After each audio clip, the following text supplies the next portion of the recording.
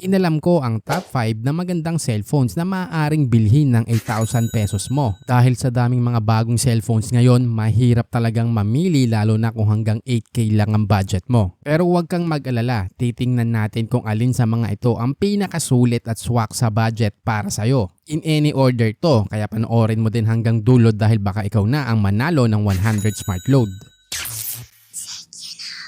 Sa top 5, kung ang hanap mo ay yung matagal malobat at mabilis mag-charge, ito ang dapat mong piliin, ang Tecno Pova 5. May 6.78-inch IPS LCD, 120Hz refresh rate, 8GB RAM, 128GB internal storage, Helio G99 processor, 50MP main camera, 8MP selfie camera, 6,000mAh battery at 45W charger. Lahat ng nasa top 5 natin kaya ang ML, CODM at Genshin Impact. Basta hanapin mo lang ang tamang setting ng graphics at refresh rate. Ito ang may pinakamataas na battery at charger sa ating listahan. Mabibili sa presyong 8,299 pesos. Para sa ating top 4, bagay sa'yo to kung isa kang vlogger o mahilig sa photography at selfie. Ito ang Infinix Hot 40 Pro. May 6.78-inch IPS LCD, 120Hz refresh rate, 8GB RAM, 256GB storage, Helio G99 processor, 108MP main camera, 32MP selfie camera, 5,000mAh battery at 33W charger. Isa ito sa may pinakamataas na pixels ng camera sa ating listahan. Ito ay may SRP na 7,499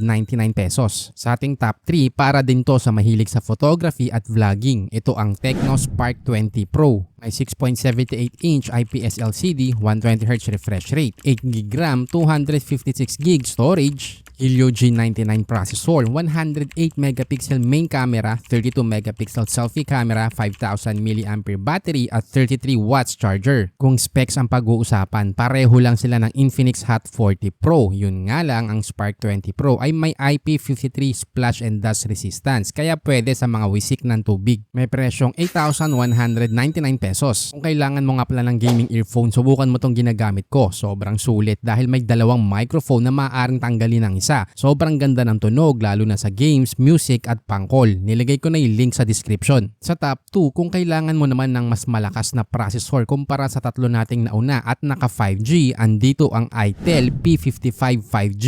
May 6.6-inch IPS LCD, 90Hz refresh rate, 6GB RAM, 128GB storage, MediaTek Dimensity 6080 processor, 50MP main camera, 8MP selfie camera, 5,000mAh battery at 18W charger. Ito din ang pinakamura na 5G na mabibili mo sa ngayon. May presyong 6,999 pesos. Kung gusto mong manalo ng 100 smart load, siguraduhin lang na mag-subscribe at sagutin ang question na to. Pipiliin ko ang dalawang winners at i-announce ko sa next video. Para sa ating number 1, kung mahilig kang manood ng movies, mag-games at idagdag mo pa ang 5G connectivity, ito ang bagay sa'yo. Ang Poco X5. May 6.67-inch AMOLED display, 120Hz refresh rate, 6GB RAM, 128GB storage, Snapdragon 695 5G processor, 48MP main camera, 13MP selfie camera, 5,000mAh battery at 33W charger. Sa limang nabanggit natin, ito ang may pinaka-powerful na processor at malinaw na display. Sa ngayon, ito ay may presyong 8,490 pesos at sobrang sulit nito dahil naka-sale ng halos 43%.